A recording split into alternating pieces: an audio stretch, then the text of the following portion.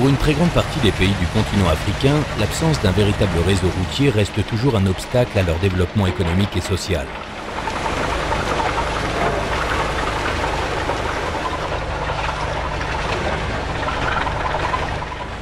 La route bitumée est un luxe et un privilège.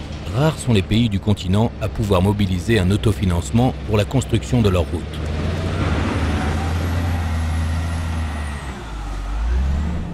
Djibouti, tout en étant le plus petit pays de la Corne de l'Afrique, a ce privilège d'être situé à la croisée des axes et voies de communication reliant de vastes ensembles géographiques de la planète comme l'Afrique, l'Asie et l'océan Indien.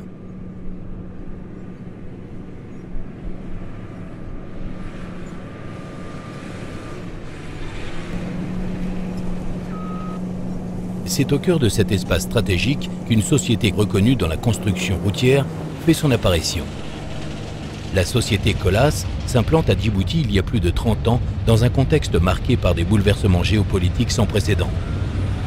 On ne peut comprendre aujourd'hui l'intégration réussie de cette société dans un pays en plein renouveau économique si l'on oublie de rappeler l'histoire du pays et de la région.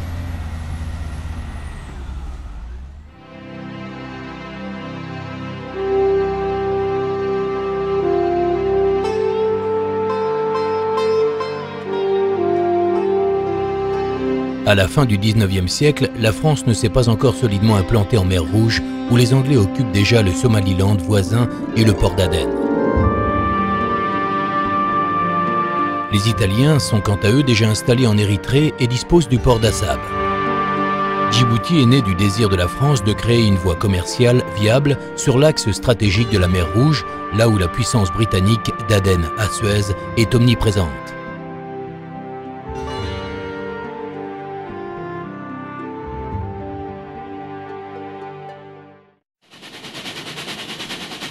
Les travaux de construction de la toute première infrastructure de transport moderne de la région débutent à Djibouti en 1897. Ce chemin de fer va relier le port de Djibouti à la capitale de l'Éthiopie, Addis Abeba.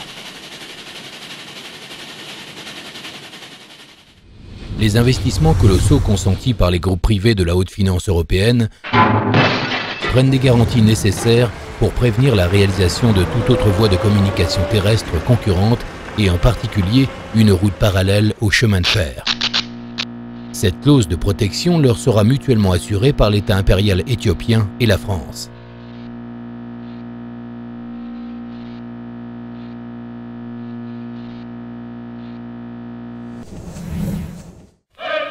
Dès 1935, l'Italie fasciste, qui vient de conquérir depuis peu l'empire d'Éthiopie, décide à son tour d'inaugurer un vaste chantier entre le port érythréen d'Assab et Addis Abeba.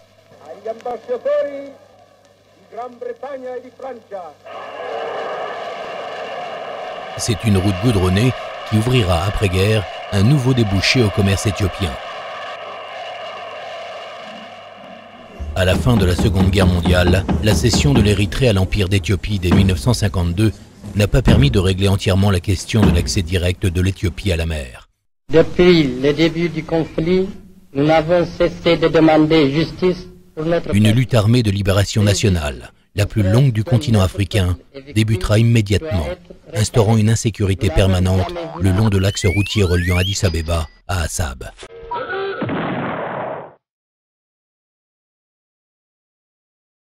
À la fin des années 60, la région corne de l'Afrique mer Rouge connaît des tensions, des soubresauts et des soulèvements de nature révolutionnaire. Les soviétiques se sont solidement implantés à Aden, ancien bastion britannique, et appuient le premier régime marxiste de la région. Pour la première fois, la route du pétrole est directement à la portée de canon de la marine soviétique.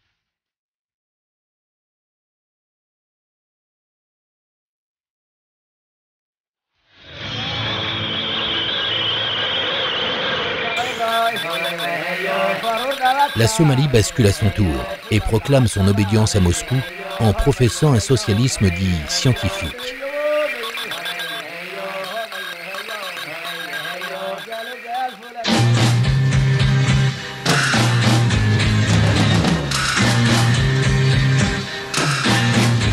Au début des années 70, alors que la France peine à régler sa présence coloniale désormais anachronique à Djibouti, l'empire du roi des rois, l'Éthiopie, soumis à la double pression de la rue et des maquisards érythréens, commencent à montrer des signes précurseurs d'un effondrement imminent.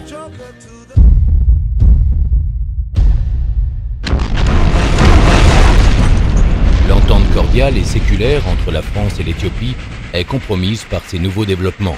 Il faut trouver une voie de communication terrestre moderne et entièrement sécurisée pour assurer le trafic commercial dont le vieux chemin de fer, déjà moribond, ne permet plus un écoulement efficace.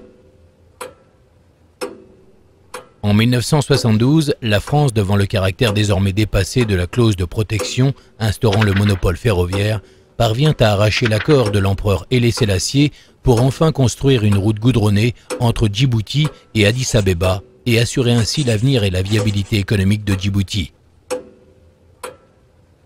Une société française, la Colas, obtient le marché pour réaliser ce premier et unique tronçon routier goudronné reliant Djibouti à l'Éthiopie.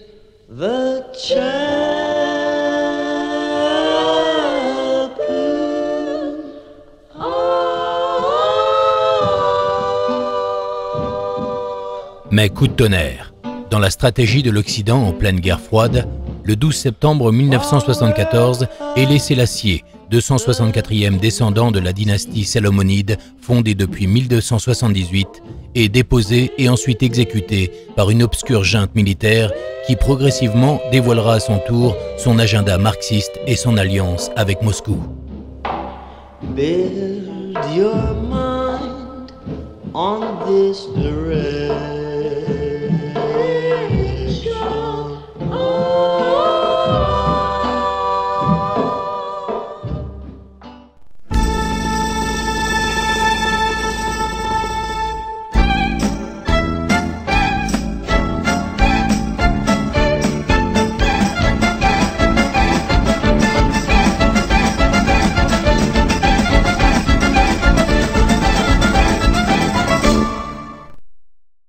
En 1976, la France va accélérer le processus de l'autodétermination de sa dernière possession coloniale sur le continent africain. À la veille de la création du nouvel État, le projet routier est finalisé dans l'indifférence générale et noyé dans l'euphorie de la proclamation de la naissance de la République de Djibouti le 27 juin 1977.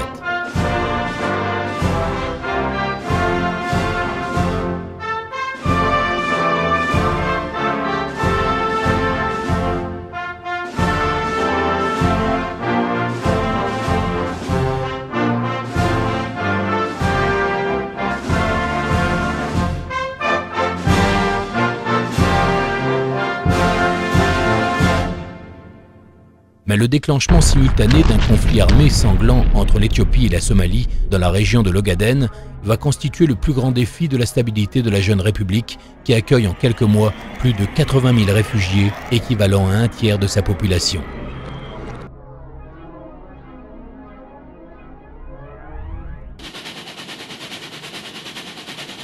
Pour la première fois de son histoire, les installations ferroviaires sont sabotées par les maquisards, soutenus par la Somalie, et le train restera paralysé pendant de longues années.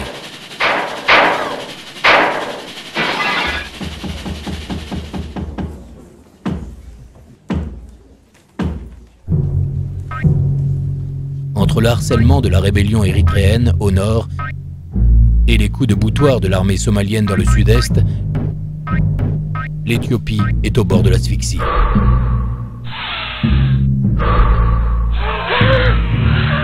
La route nationale numéro 1 devient le véritable ballon d'oxygène de ce pays. Grâce à cette route, tout l'approvisionnement stratégique de l'Éthiopie, dont le pétrole, a pu être maintenu. Ce qui en retour a permis au port de Djibouti de renouer avec sa fonction première de point de débouché principal du commerce éthiopien.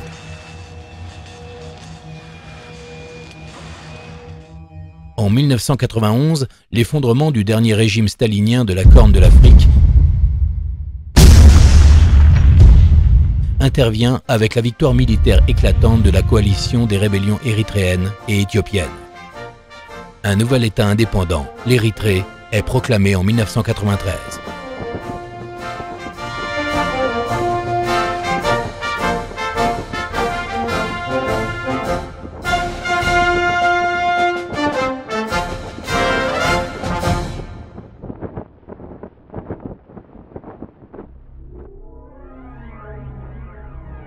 La route d'Assab, enfin sécurisée, devient l'accès privilégié du commerce éthiopien pour plus de 80%. Parallèlement, cette période marque le début d'une crise économique liée à la désertion du corridor djiboutien par le commerce éthiopien.